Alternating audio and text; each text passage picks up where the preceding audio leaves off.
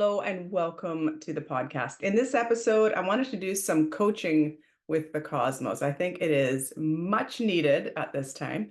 We just survived eclipse season, or did we? I shared my eclipse story in the previous podcast. It was shocking. It was the last thing on earth I was expecting, and it's still ongoing. And I talked about it in the last podcast episode, and it was about how I witnessed child abuse and I had to report it, and the investigation is ongoing. It is the last thing that I thought I would be dealing with, that I would have to report, that I would have to see with my very own eyes. I'm still working through the shock and the trauma of witnessing a child being abused by his own father. So I know a lot of you have had some really gnarly eclipse stories, breakups and friendship dramas and all sorts of stuff that you were not expecting. And my phone has been blowing up from clients and friends and family, just like, what is this energy? So I wanted to take this talk even a little bit further, and I wanted to talk about how the feminine energy is being activated right now more than ever. It was at the new moon solar eclipse on October the 2nd. It was a 10-degree Libra, sun and moon together. And Lilith was also, Black Moon Lilith was also at 10 degrees of Libra. So with the sun, the moon, and Black Moon Lilith. Also at the time of that October 2nd new moon solar eclipse, Venus was in Scorpio and Mars was in Cancer. Let's fast forward to October 17th when we have a full moon in Aries. So the North Node is still in Aries, but it's not an eclipse, even though the full moon is in Aries and the North Node is in Aries. So it doesn't count as an eclipse because the North Node is at 5 degrees of Aries. And this full moon is at 24 degrees. So it's too far of an orb, but it's still in the same sign. So it has an eclipse'y vibe to it, this full moon in Aries coming up on October the 17th. And I wanted to talk about how this Lilith and Venus and Mars and Cancer energy is still ongoing with this full moon as well. We've got a square to Mars with this full moon on October the 17th at 22 degrees of Cancer. Lilith is at 12 degrees of Libra, and Black Moon Lilith is at 12 degrees of Libra, and Venus is at 29 degrees of Scorpio, and the whole full moon squares Pluto at 29 degrees of Scorpio, 29 degrees of Capricorn. So that's a lot of astrological jargon that may or may not mean anything to you. And if it doesn't, that's fine. I don't want to get too much into the weeds. I do want to use this as a coaching with the cosmos episode, though, to talk about how the feminine is being activated, not only with that new moon solar eclipse on October the 2nd, but again at the full moon in Aries on October the 17th. So it's an ongoing story about how are we dealing with this feminine energy? And so I can't tell you how many people have been texting me, asking me why am I feeling rage? Why is it that I am like binge eating? Why am I trying to fill myself up with substances? That's trying to fill up the feminine as opposed to surrendering to what the feminine is wanting to bring through. And I think that I wrote about this in my book that is available. You'll see the link. I get into this divine feminine, divine masculine energy, and I first of all explain that we all have 50% feminine, 50% masculine, regardless of our gender or how we identify. This is how we are. We have these energies within us, and I wanted to talk about these energies a little bit deeper now that I've looked at the charts a little bit deeper. And again, I don't want to get into the astrological weeds of, oh, this degree and this squaring and I don't want to get into that, but I can't help but notice how much the feminine energy has been activated in these huge astrological events that have been occurring since early October and then again in mid-October. I just wanted to review what masculine energies, high vibe, shadow vibe look like. And then we're going to get into the feminine. First off, a masculine energy high. Again, we all have masculine, we all have feminine. This is non-gender specific. So when you are in your flow of your masculine energy, you are decisive, discerning, you are radiant, you are action oriented, you are assertive, and you are logical. You know what to do. You have the life force energy to do it, and you do it. So that is so Aries energy. That is the Aries archetype at its best. And we've all been encouraged to get into that Aries archetype energy with the North Node going through Aries. And we're finishing up that Aries North Node story soon. It'll end early January of 2025. We're still in it. This full moon is activating that North Node in Aries with the full moon in Aries. But the shadow vibe of the masculine, and we can definitely say shadow vibe of Aries energy, is indecisive. That's the Libra over in the South Node. Oblivious, egotistical, lazy, aggressive, and illogical. So we all have that within us, and we can all be high vibing in our Aries archetype energy, in our high vibing masculine energy. And we can all be in that low vibing masculine energy. It's that, not making any decisions, having no life force energy to get up out of bed. That's that toxic masculinity, it's called. It's that shadow vibe masculinity. But here's the feminine energy in its high vibing energy: passive, receptive, intuitive, emotional, nurturing, and creative. But the shadow vibe is the filling up. It's the filling up. It's the overeating. It's the pushy and controlling. It's the closed and unwilling. It's the unreasonable. It's closed and emotionless, neglectful, and unimaginative. So again, we all have feminine and masculine energies within us, and we're all being called to get into the high vibing feminine energy of receiving, being receptive without filling up, without filling our faces, without filling ourselves with Netflix all day, filling up our time with stuff to do, staying busy. Now, again, this is non-gender specific. We all do this, no matter how you identify. So feminine energies, this is your sacral chakra. This is located around your pelvis and your hips. And that's all about creativity, softness, fluidity, flow, sexuality, and intimacy. That is feminine energy. Again, we all have that. And we're all being called to clear out the sacral energy, our chakra energy in our sacral, pelvic, and hips area. So how many of us have been having lower back problems? This is the toxic energy that our bodies know we need to get rid of.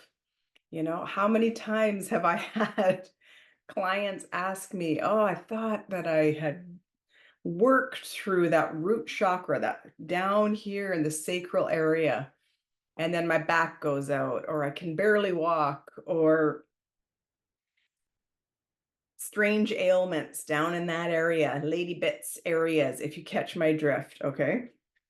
The masculine energy is all about getting into our heart, but we can't get to our heart if we haven't cleared out the lower back stuff, and we're not filling our faces full of junk and filling our minds full of junk. And we're in that pushy and controlling feminine energy. We're going to stay stiff down in this area. Again, this is non-gender specific. We're going to be stiff if we are stiff in our life, and if we're not willing to be passive, if we're not willing to be receptive, slow down, not be so busy. That is letting our femininity flow so that we can move up to our heart. And then toxic masculine or too much masculine is being here too. So it's like we're blocked here, overthinking. And then we're blocked here, over consuming, staying too busy. So if we're blocked here, we can't get here. And we are all being encouraged to get into our heart.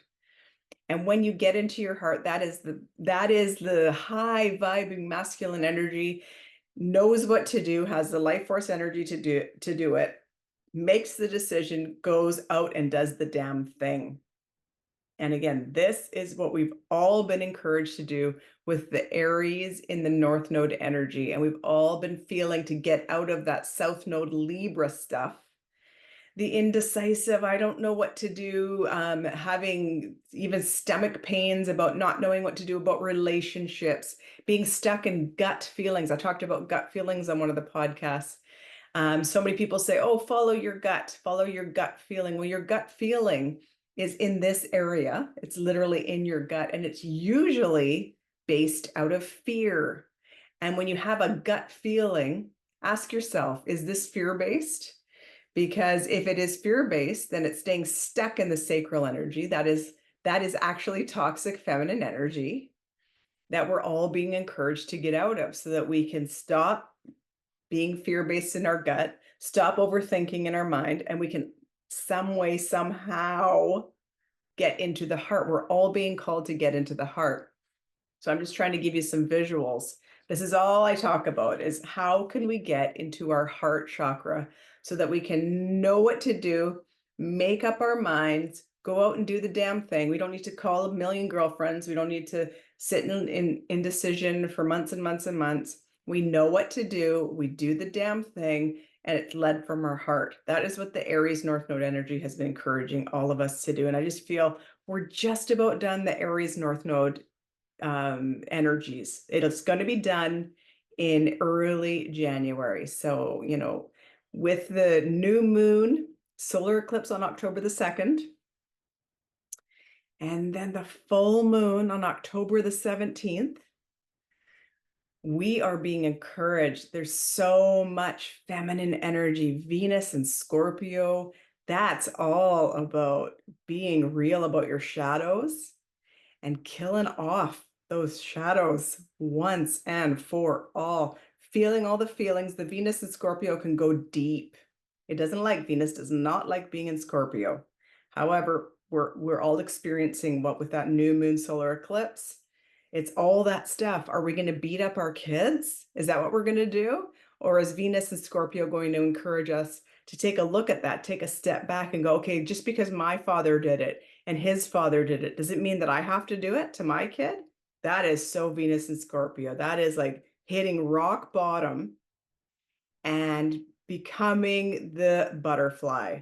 No longer going back. You can't even go back to be the caterpillar, even if you wanted to. It's Phoenix rising from the ashes. That's Venus and Scorpio. We're all being encouraged to do that. Black moon Lilith also has been activated with that new moon solar eclipse, as well as the full moon on October 17th. Black moon Lilith. Look, she doesn't apologize for nothing, Black moon Lilith. And she can go really dark. So can Venus and Scorpio. Venus and Scorpio can go really dark, not just overeating and binging. Okay, Venus and Scorpio can like beat up your kids, which is what I witnessed at the new moon solar eclipse. I witnessed child abuse. That's Venus and Scorpio if you're going dark. But Venus and Scorpio, if you're going high, you can change that trajectory. You can heal those ancestral wounds once and for all. It's the same sort of energy with Black moon Lilith. With Black moon Lilith and its darkest energy, you can completely screw up your life. You can go cheat on your husband. You can have affairs just because you care about no one but yourself. That's Black moon Lilith at its worst. But Black moon Lilith at its highest does not apologize for who she is. She takes responsibility for her side of the street, and she does the damn thing. She's not out to hurt people. But if it does end up hurting people, she's sorry, but she's got to do what she's got to do. That is Black moon Lilith. It's just like, it's the same sort of vibes as the Venus and Scorpio. And then also we've got Mars in Cancer at the new moon solar eclipse, as well as this full moon in Aries. Mars in Cancer in its lowest, that is passive aggression at its finest. There's no other astrological placement more passive aggressive than Mars in Cancer. So if you have Mars in Cancer in your natal birth chart, I'm not calling you terribly passive aggressive, but that might be something you've struggled with. Or if someone that you're married to or that you love dearly has their Mars in Cancer, that might be a big part of their story. But Mars in Cancer at its finest takes care of the ones that they love the most. all of these placements, they don't like being there, right? Like Venus doesn't like being in Scorpio, Mars doesn't like being in Cancer, but and it can go dark. And I saw it with my own two eyes at the new moon solar eclipse. I saw all this dark energy. I saw it with my own two eyes. I witnessed child abuse. It was horrific. I'm still moving through the trauma of that. And there is a full investigation for what I saw because I reported it. But it doesn't need to be like that. And we're being activated again at this Aries full moon on October the 17th because we've got Black Moon Lilith at 12 degrees Libra. We've got Venus at 29 degrees Scorpio. That is the final degree. So it's like a final lesson, if you will. This full moon is really activating the final lesson of Venus and Scorpio. Have we been listening? Are we getting through the sacral chakra stuff? Are we working on our lower back? And maybe we've had some embarrassing lady bits, ailments. Maybe we've had to take care of business when it comes to stuff that goes on around the pelvis area. You know, maybe we need to get out of constantly knee-jerk reactions because of our gut feeling, and your gut feeling has been holding you back your whole life, and that's why you need to do some shadow work. So I feel like the feminine has been calling us all of October to smarten up, do the shadow work, be brave, become the phoenix rising from the ashes. This is highly activating female energy, feminine energy for all of us. I don't care what gender you identify as, we are all being encouraged to go there, to feel all those feelings. The highest vibed feminine energy feels the feelings, doesn't avoid, doesn't push away, doesn't try to control it, doesn't try to eat it away. Highest vibe of all of this stuff with Lilith in Libra and Venus and Scorpio and Mars and Cancer. It's all encouraging us to get real. There's some kind of an activation from the feminine very strongly throughout October that is preparing us for something. Is it preparing us for the next nodes in Pisces and Virgo? Is it preparing us for Pluto finally going into Aquarius? What is the preparation? I'm not 100%. Is it the Aries going into Neptune next year? I'm not sure, but I'm getting like full body goosebumps as I'm saying this to you. I feel like it's all of the above of what I just said. And I think the feminine is guiding all of us to get out of these gut feelings in the sacral chakra area that are holding us back. We're scared, a gut feeling. So many people you'll hear, they'll say, oh, I followed my gut. I followed my gut. And then everyone will say, well, good for you. You got to follow your gut. No, you've got to follow your intuition. And how do you know what intuition versus your gut is? Your intuition, if you receive a thought, that's your divine feminine energy at working at its best. And then you ask yourself, is this coming from fear? Does your body warm up, or do you get cold? Do you get rigid? Do you get stiff? That's a gut feeling. If it feels free, if it feels expansive, that's your intuition, and that's your divine feminine. This is your, if you're following gut feelings that are keeping you in fear-based knee-jerk reactions that are on repeat, you're answering to a program, and your body is literally begging you to do shadow work because your body is speaking to you with a gut feeling. The intuition feels expansive. We're all being activated right now to really step into this feminine energy. And this book really does walk you through feminine versus masculine and how we can get into both. And just to summarize feminine energies again here for you. When we learn to surrender, we get into the receptive mode. When we get into the receptive mode, our intuition kicks into gear. When our intuition kicks into gear, we become magnetic. When we become magnetic, we receive thoughts. When we receive thoughts, we gain clarity. And then that's when the divine masculine energies kick in. Again, this is non-gender specific. We all have this within us. So then when we gain clarity, we step into our power. When we step into our power, we know what to do. This is the Aries archetype that's also been guiding us, oddly enough, just in time for October to hit. When we know what to do, we have the willpower to take the action. When we have the willpower to take the action, we change our world. When we change our world, we have learned how to create and master the art of manifestation. And that's how it works together, the divine masculine, the divine feminine, the divine feminine, the divine masculine. We're getting out of our blocked sacral chakra energy. We're getting out of our blocked mental energy that's been running the show. And we're coming here into the heart so that we know how to live. And I couldn't help but notice when I took an honest, harder look at these moons, the new moon we had on October 2nd, which was a solar eclipse, and then this full moon on October 17th in Aries, how it's really activating the feminine to come back into our power, to do the shadow work. This book helps you, it steps you through every step of the way, and it teaches you how to do it with the astrological forces. And you can even dig deep into your astrology birth chart. I teach you how to do that and how to get into the divine masculine and feminine energies. And I feel like this Coaching with the Cosmos podcast is encouraging all of you to take an honest look at what's been going on in October in terms of shadow vibe, feminine stuff. And we've got Black Moon Lilith guiding us. We've got Scorpio, Venus in Scorpio, and Mars in Cancer. Have you been seeing a lot of passive aggressive behavior around you?